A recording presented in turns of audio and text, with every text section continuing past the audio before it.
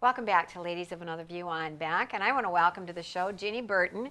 I don't know where to begin with Ginny, but she's a former meth addict and just an amazing speaker telling her story to so many people, and people are hungry for this story. Welcome to the show. Oh, thank you so much. And thanks for coming on. So, for people that don't know anything about you, what's your story in a nutshell? And then I'd like to hear a little bit about your childhood.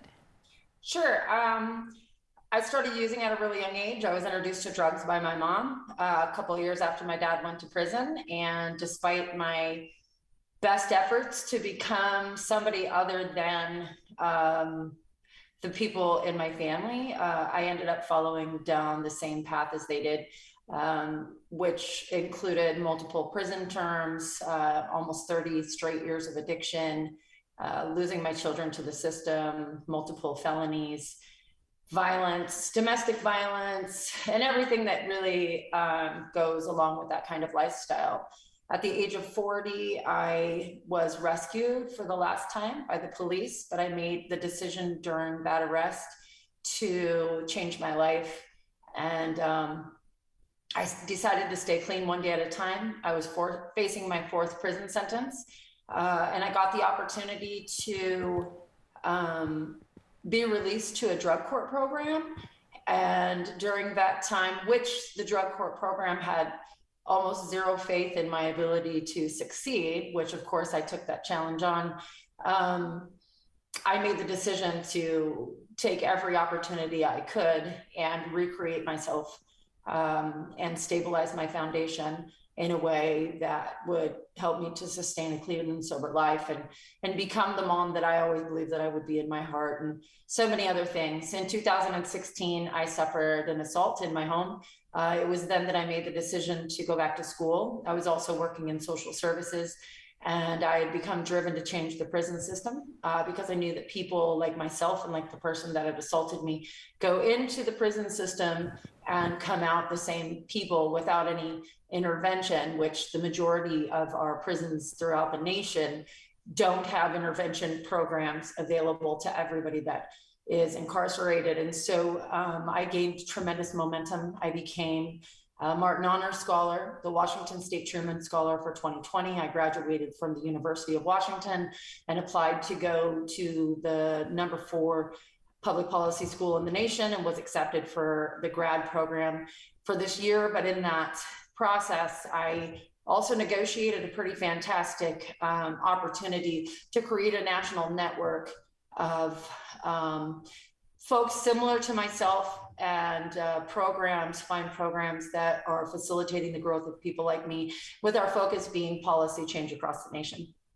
Okay, that's a big story. And I want people to realize how dramatic it is, because here you are, pretty Ginny, and God, why wouldn't somebody give her a chance? We're going to look and see some of the pictures why you probably wouldn't have given her a chance. First of all, you're born to an addicted mother who's also a drug dealer, right? So we have a picture of that.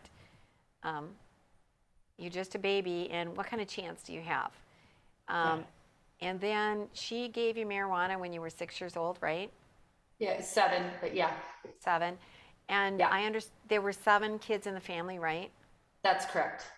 Wow. And are these all your siblings? Are these your full siblings? Were there different fathers? Most of us have different fathers. The tallest one in the back is my stepbrother. So there are actually 8 of us, but 7 blood. Two, let me see. My brother John and I, the blonde in the back, and I have the same dad. The 3 little ones have the same dad as the tall one in the back. And then we're not really sure who my other 2 brothers' dad was. And you said you didn't want to cave into the drug world. What about your childhood? Were you going to school and realizing like there's a better way? Well, I was an Excel student early on. I was tested as gifted before I even started school. And I loved academics. I excelled, and it was one of my favorite places to be, was in school. And I hoped that I would follow an academic path that would lead to me becoming a defense attorney. So um, because I knew my dad went to prison when I was 4 and I knew that it was drug related, I did not want anything to do with drugs.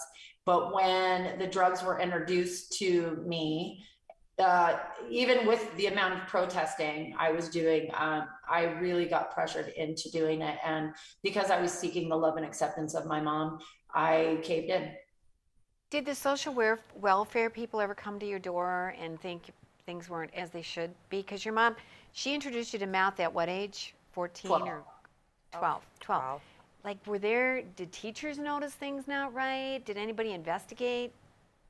I We had Child Protective Services come to our house, I think once when I was in the 5th grade, because I had a teacher that reported my mom, because one of my friend's moms told her that I was being abused. Of course, when the child welfare people came, we denied it under threat. My mom was a very scary person. She was extremely abusive. And I was definitely more afraid of her than I was of the state. And even though my life was chaotic, we didn't want to be removed from my mom. We wanted to all stay together. But when I started using at the age of 12, I was in and out of school already, and I had already started going to juvenile detention centers. So, and back then, and that was in the early 80s, Child Protective Services were not overly involved the way that they are today. So were the other kids, I mean, there was 7 plus Seven your others, 7. yeah. Yeah, so how are they and what's happening? I don't know, that might be a whole nother Yeah. story. All but one of my siblings has or is chemically addicted. Nobody's life was as extremely insane as mine. A couple of siblings have been to prison. I think most of us have been to jail. I have one brother who's been fairly stable, even though he definitely has had a relationship with alcohol over the years. The majority of us are violent or have been violent at one point in our life. So we were all very affected by the way that we grew up.